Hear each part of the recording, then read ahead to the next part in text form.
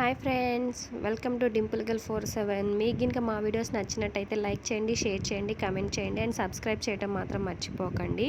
ఈరోజు వ్లాగ్ ఏంటి అంటే సింపుల్గా చికెన్ కర్రీ ఎలా చేయాలి అనేదండి. ఫస్ట్ అయితే ఆనియన్స్ వేసానండి. ఆనియన్స్ తర్వాత మిర్చి, అందులో బిర్యానీ ఆకు, లవంగాలు, యాలకులు వేసానండి. అవన్నీ మగ్గినాక చికెన్ వేసానండి. చికెన్ వేసినాక కాసేపు అలా కలిపేసి అది మగ్గినాక టమాటాలు వేసానండి.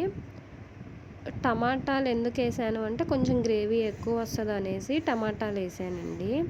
టమాటాలు వేసినాక కాసేపు మూత వేసి అలా ఒక 5 మినిట్స్ అలా వదిలేస్తే బాగా మగ్గుతాయండి. చూడండి ఎలా మగ్గిందో చికెన్. అలా మూత పెట్టడం వల్ల ఏమవుతుందంటే చికెన్ మెత్తగా ఫ్రై అవుతుందండి. చికెన్ అయితే చాలా మెత్తగా అయ్యింది. టమాటాలన్నీ ఉడికిపోయాయండి, మంచిగా ఉడికినాయి. తర్వాత టేస్ట్కి సరిపడా ఉప్పు తక్కువైనా తినగలం కానీ ఎక్కువైతే అస్సలు తినలేమండి.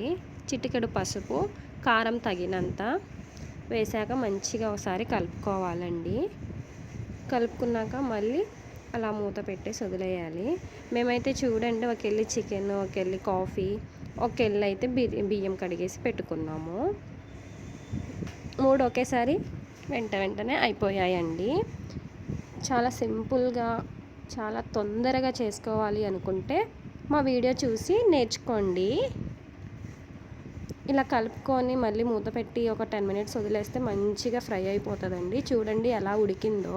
నేనైతే చికెన్లో కొంచెం కూడా వాటర్ పోయలేదండి. మూత పెట్టి వేయటం వల్ల వాటర్ అన్నది బాగా ఫ్రై అయ్యి ఆవిరికి ఉడికి చికెన్లో ఆయిల్ అయితే ఉంటుంది కదా, అది అందరికీ తెలిసిన విషయమే. చూడండి వాటర్ అయితే ఊరాయి బాగా. ఇవన్నీ అయిపోయిన తర్వాత ధనియాల పౌడర్ ప్లస్ కొత్తిమీర వేసామండి. వేసి మూత పెట్టేసి ఒక 5 మినిట్స్ వదిలేస్తే వేడి చికెన్ కర్రీ రెడీ. మీకు ఇంకా మా వీడియోస్ నచ్చినట్టయితే లైక్ చేయండి. లైక్ చేయడం వల్ల ఏమవుతుందంటే మాకు ఇంకా మంచి కంటెంట్స్తో మీ ముందుకు రావాలన్న ఆశ వస్తుందండి. ప్లీజ్ మా ఛానల్ని సబ్స్క్రైబ్ చేయండి, మమ్మల్ని సపోర్ట్ చేయండి. Thank you. మీకు మా వీడియో నచ్చింది అనుకుంటున్నాను. బాయ్.